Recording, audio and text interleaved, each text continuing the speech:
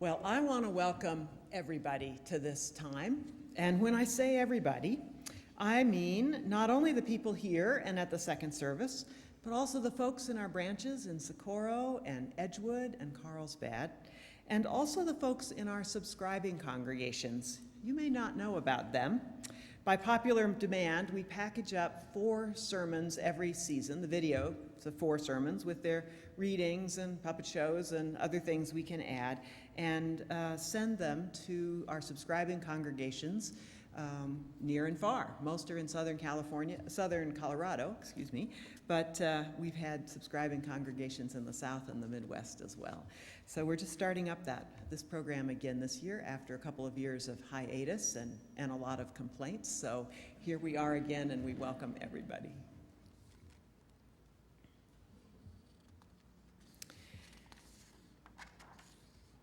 And welcome everybody here.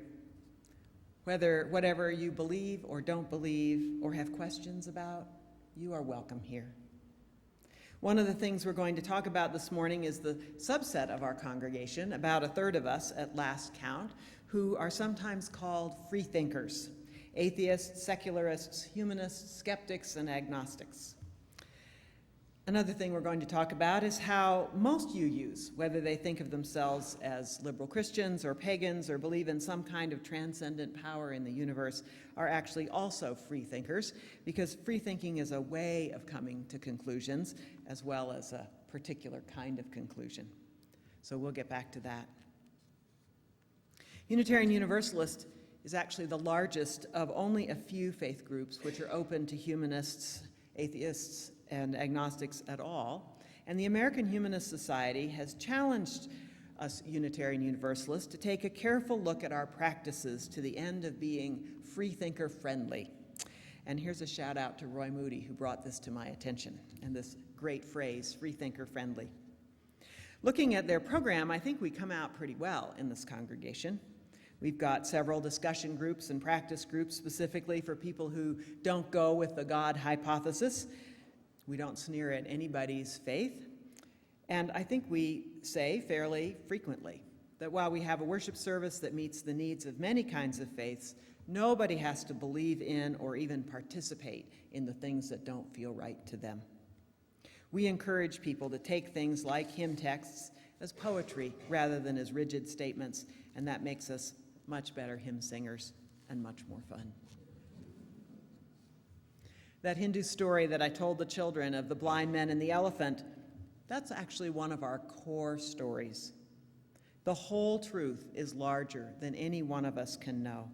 And given that, it makes perfect sense to both honor the experience and reasoning that people have about the meaning of life and to provide opportunities for introductions to the ways other people believe. That's the message of this mural back here, that different philosophies, values, and traditions are both beautiful in themselves and a part of a whole. One thing that caught my attention in the humanist literature and suggestions was the statement that while we UUs know what we mean when we say we're open to people of many beliefs, some freethinkers who might come to us don't know exactly what we mean, and some are averse to that word belief, and they assume the worst. The worst being, as Mark Twain quipped, believing what any damn fool knows ain't so. And I'm thinking that that's actually a very good point, and that until we have a chance to explain to people what we mean by belief, it would be good to advertise ourselves as open to people of many beliefs and no beliefs. Even though, to my way of thinking, there's actually nobody on the planet with no beliefs, I think we should reach out to freethinkers by starting where they are. Freethinkers have good reason to feel suspicious of organized religion, of course, because as a whole, organized religion has been at best dismissive of them and at worst dangerous to them. Atheists often don't feel free to share their faith with their coworkers or neighbors for fear of being rejected or argued with or scorned. Until a few years ago, surveys showed that the religious preference that the most people in America said that they would never tolerate in a presidential candidate was atheist. That's by a margin of nearly 50%, by the way.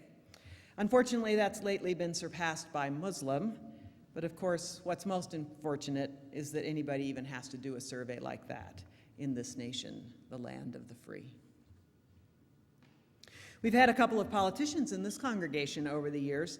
One found that his opponent published a pamphlet criticizing his religious faith.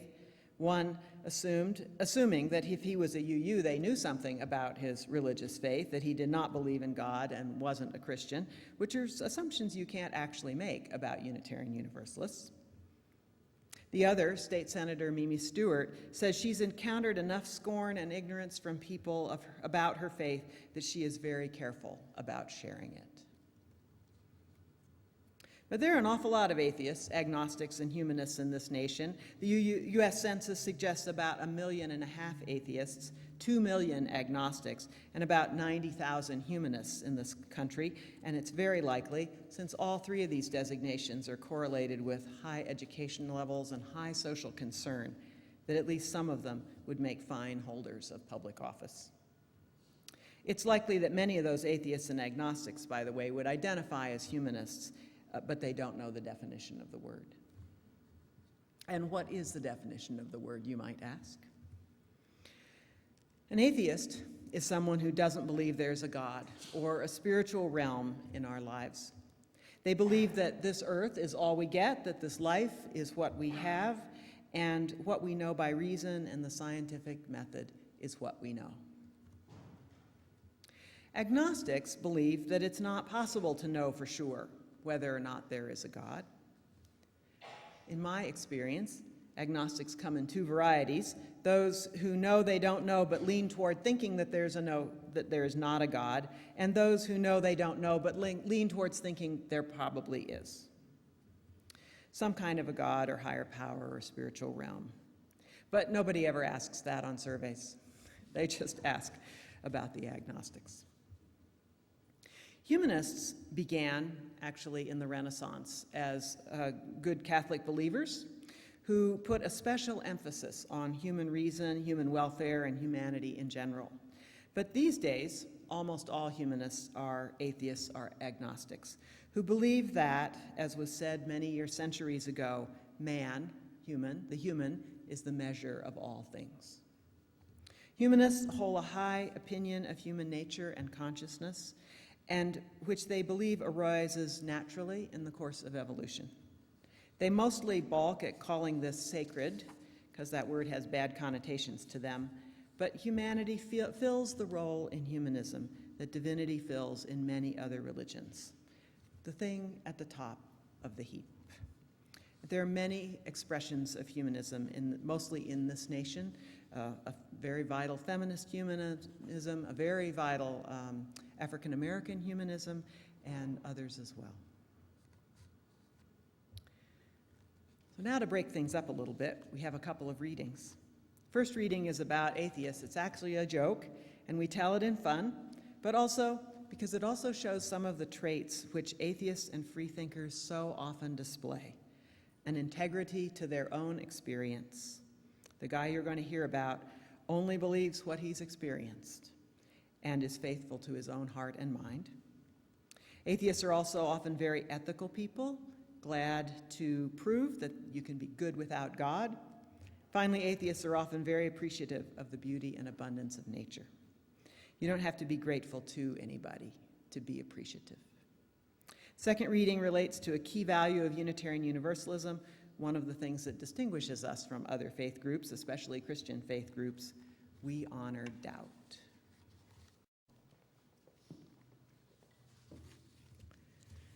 Cherish your doubts, wrote one UU minister in a reading which has been in 2 hymnals now, for doubt is the caregiver of truth. The Buddha would agree. So would Ralph Waldo Emerson, our forebear, who wrote in an essay on self-reliance, "Nothing is at last sacred but the integrity of your own mind." In those days, the word mind used to mean not only the rational mind, but the feeling capacity. So it's accurate for us to say, nothing is at last sacred but the integrity of your own mind and heart. Unitarian Universalism is a free faith or a free-thinking faith. We don't rely on creeds to articulate what everybody has to believe to be members, or on scriptures, wise though they might be, nor on traditions, no matter how satisfying. Each individual has the right and the responsibility to use those sources and others, like reason, science, and those unexplainable experience of awe, wonder, and tears which sometimes overtake us, to come to their own understanding of life and of the world, of God, of death, of meaning. In that sense, we're all free thinkers. Some of us are free thinkers who've concluded that there is no God. Some of us are free thinkers who have concluded that there is.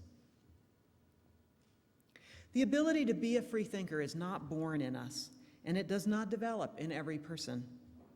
Children by nature first focus on imitating and then understanding how their parents and teachers and other significant people in their lives make sense of their world.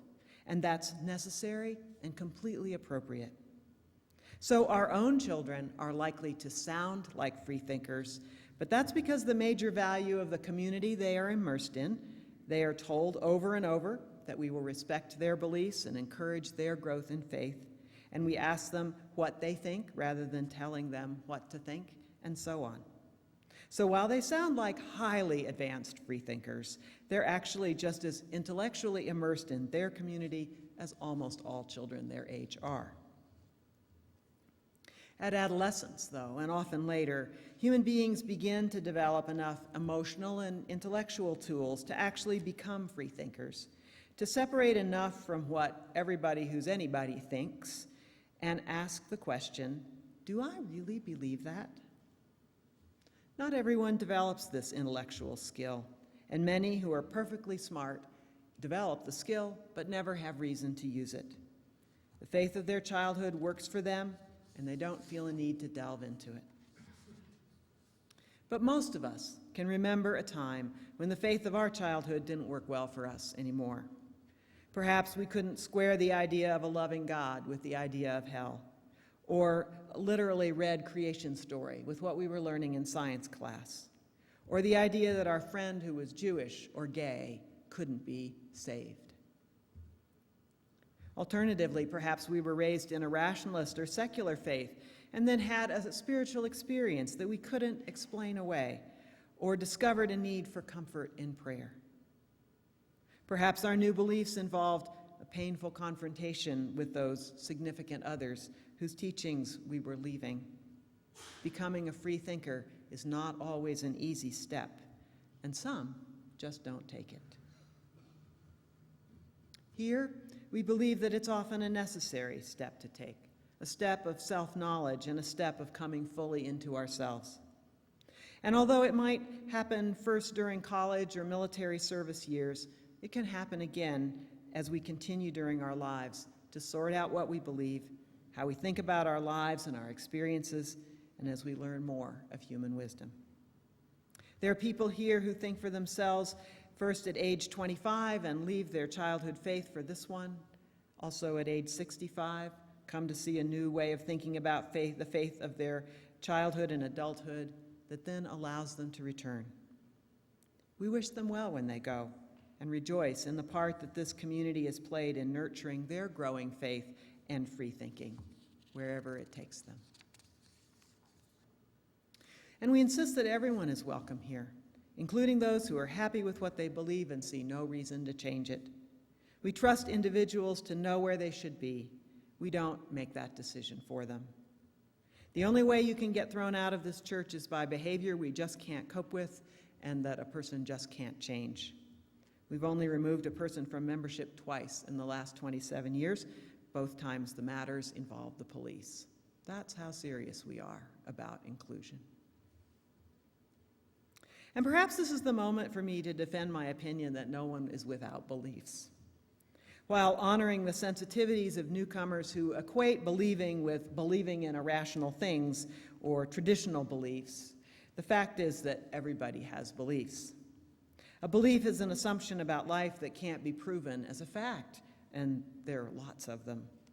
One belief many of us have, for instance, is the belief in the basic goodness of human beings, as disordered and even dangerous as they can sometimes be. You can't prove that. It's challenged in every day's newspaper, but that is the fundamental belief of humanism. Rationalists believe that there's no spiritual realm from which they can draw wisdom, and that they must and are able to be content with what science can prove is true. But paradoxically, that too is a belief. We mostly believe in treating others as we wish to be treated, but that's not written in the stars anywhere, and it can end very badly indeed, as most of us have learned one day or another, as yesterday's newspaper story about my doctor proved all too thoroughly.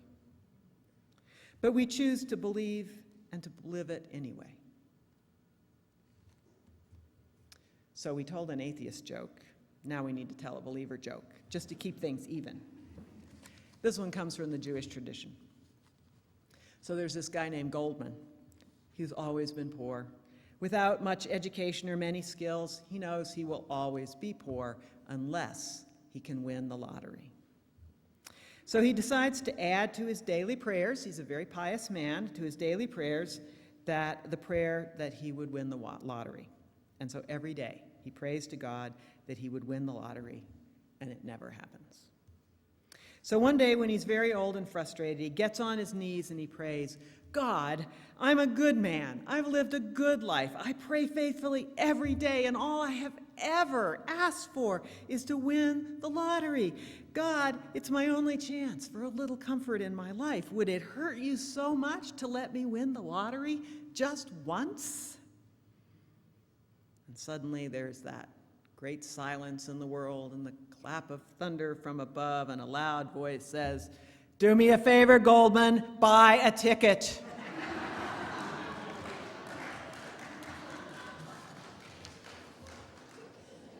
And you know, it's great fun to have a job which requires you to spend time on internet joke sites.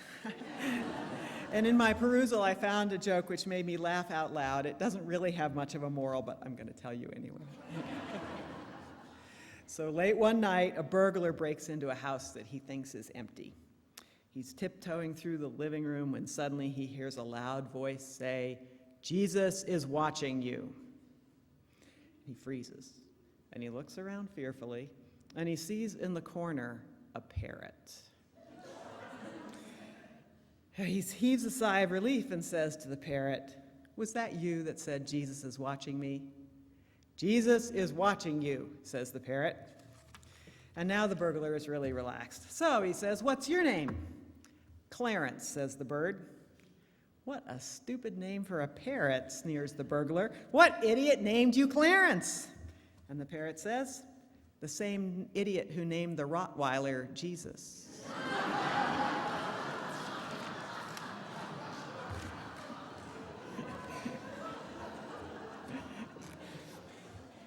So with that good laugh, let's acknowledge there are many kinds of religion. They have many uses in our lives, but like all powerful things, have dangers. And that good ethics and appreciation and a wise proactivity about our lives are good things for ourselves and our world, and that we have found ourselves to be free thinkers, atheists, agnostics, humanists, and skeptics, have ways to live rich and faithful lives, and always remember that all are welcome in this Freethinker Friendly congregation. And now let's sing.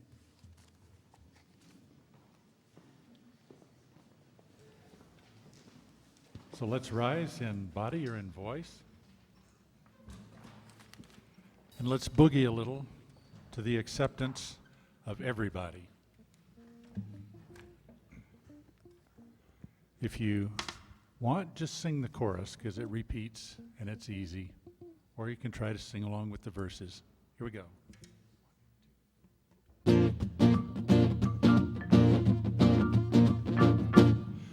Now you go downtown to show your face around. You got nothing that you want to hide. You want to make a new friend again and again. You want to wake up feeling satisfied. If you take it to heart, you make it from the start. You'll never have to wonder why. 'Cause life is bright when you look at it right. It's something that you can't deny. Everybody's gotta live. Everybody's got to die. Everybody's got a right to feel good inside. Everybody got a high. Everybody got a low. Everybody got to be yourself, no matter where you go. Now if you trust yourself with nobody else, tell me where you're gonna go. You might as well stay night and day along with your radio. You can take it or leave it, but if you don't believe it, it's very plain to see that your sister and your brother, no matter what the color, are one big family. Everybody's gotta live. Everybody got to die. Everybody got a right to feel good inside. Everybody's got a high. Everybody got low. Everybody got to be yourself, no matter where you go. Now if you're looking here and you're looking there and you don't know where you're gonna fit in, well, you never will, and you won't until you see it's all the same within. You get to run around till you're lost and found, but don't be taken by surprise. It ain't the color of your hair or the clothes you wear that puts a smile in your neighbor's eye. Everybody's gotta live. Everybody got to die. Everybody got a right to feel good inside. Everybody got a high. Everybody got low.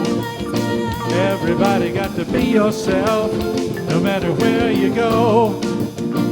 Everybody got a will. Everybody got a way. Everybody got to listen to what everybody say. Everybody got a nighttime. Everybody got a day. Everybody got to give a little love away. Everybody gotta stand up if you wanna be free. Everybody got to know how to live in harmony. My, my, my, my, my, my. Whoa, whoa, whoa, whoa, whoa, whoa. Everybody gotta reap what everybody sowed. My, my, my, my, my, my. Whoa, whoa, whoa, whoa, whoa, whoa. Everybody got to be yourself, no matter where you go.